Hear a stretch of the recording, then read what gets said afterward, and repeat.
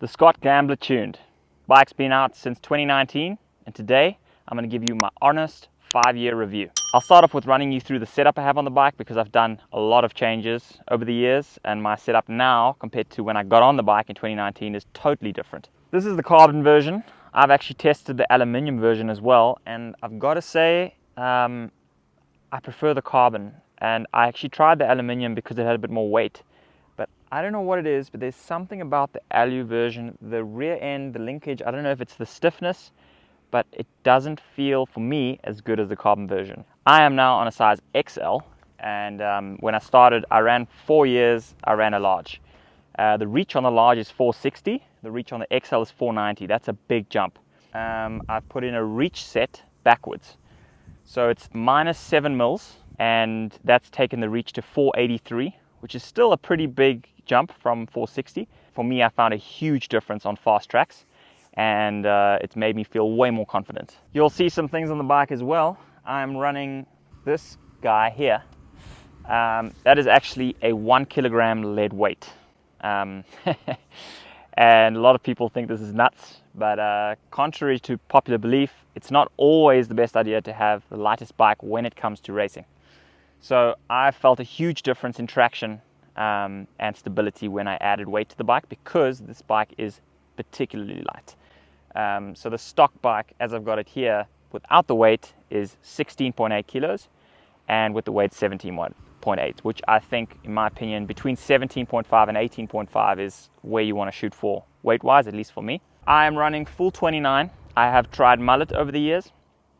But I always come back to the 29, just more traction, more stability. I don't know, I think it's also down to riding style. I'm pretty tall, I'm 184 centimeters tall. I am also running it in the long setting because this bike has flip chips, which is really handy. So you can choose between a 435 and a 450 chainstay. So I'm running the 450. Then on the rear shock, you've got different chip settings as well. You can go high or low, and you can go progressive or linear. I have found that linear works best for pretty much all tracks, and also generally the low. I have run it on occasion in the high position when the track is particularly flat, but in general I leave it low and linear. Then you'll notice as well I'm running an O-chain. For those of you that don't know what an O-chain is, it's actually a way to get rid of pedal kickback. So pedal kickback is when your chain tightens up as the compression of the suspension happens. And this actually lengthens the chain, which if you are standing on the bike, you're stopping that chain from lengthening, which is going to push that into your feet.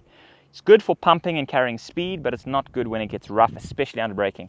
You'll see here as well, I'm running these nifty little STFUs, they're called. Little chain dampers, basically just stops the chain from flapping, makes the bike way quieter. I'm running SL Santo suspension, Rux fork, and Voro shock. I'm running a 500 weight spring on the rear.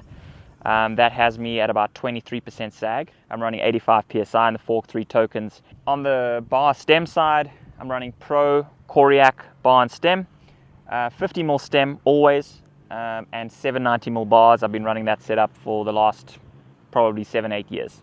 I'm running the SRAM 7-speed drive chain XO, pretty straightforward. I have actually tried the GX rear derailleur, but the bike is so much noisier with GX, you cannot imagine. I'm running Shimano XTR brakes.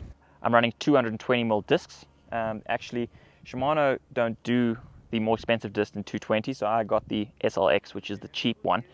But actually they work really well. I'm running Spank 359 Vibracrawl wheels. My tire setup as well, I run 23 psi in the front and 27 psi at the back in dry conditions, and I'll soften this up to potentially 21 or 20 in the front and 25 or even 24 in the back when it gets really wet and slippery. And I'm running Crank Brothers mallet pedals, always. Having said all that, let's get down to the review. As I said, I got on the bike in 2019 after getting off a commensal. The biggest thing I noticed getting on this bike is it's so light. So it feels like a trail bike, not in a bad way, but it's so playful, so nimble. So for someone that just wants to do bike park laps, wants to race the bike, wants to do a bit of everything, wants to jump the bike, it's so good all around. The bike that I had first built up was under 16 kilos, which is insanely light for a downhill bike.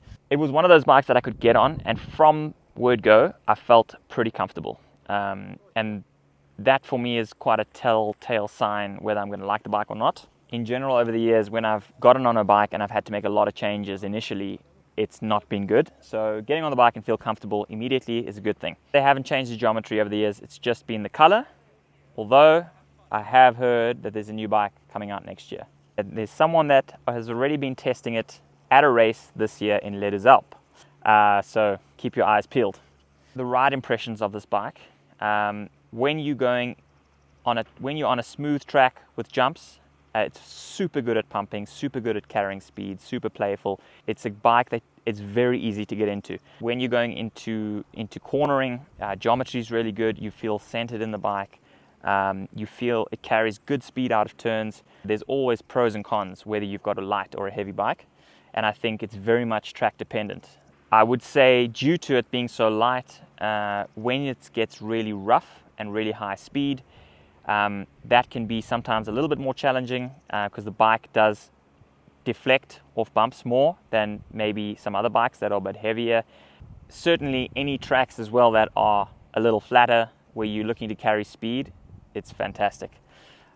Jumps wise, this bike is great for whips, scrubs. It's so playful. It is such a good bike park bike. You can go and race the bike as well. So it's a great combo. The one thing about having a bike that's so light is when it's muddy and you have all the clag and mud sticking to the bikes, you've got such a weight advantage on everyone else. So that is something that's definitely a plus of having a light bike. So I won't always run the weights. When it's smoother, it gives you more traction. But when it's really rough, a lighter bike is sometimes better to kind of skip over the bumps, if that makes sense. I've been fortunate enough to do a bike test with Freeride magazine in Germany over the last couple of years, and I got to test 12 bikes over that period. And this was very interesting for me because it's not often that you get to jump on so many different bikes in a short space of time and compare it to your own setup. And although a lot of the setups weren't great for me, it was definitely eye-opening in a few areas.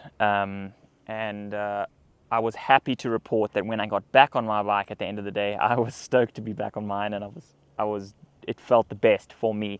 But that is a bit biased because it has been set up for me. So if you're looking for a bike that's a good all-rounder that you can do anything on and you don't have to think about too much, this is a perfect bike. If you're looking for a bike that's going to be good for free ride, hitting jumps, this is your bike as well. So to summarize, the pros: it's light, it's agile, it's great at jumps, it's really playful, it's sick for the bike park, but it's also great on a racetrack.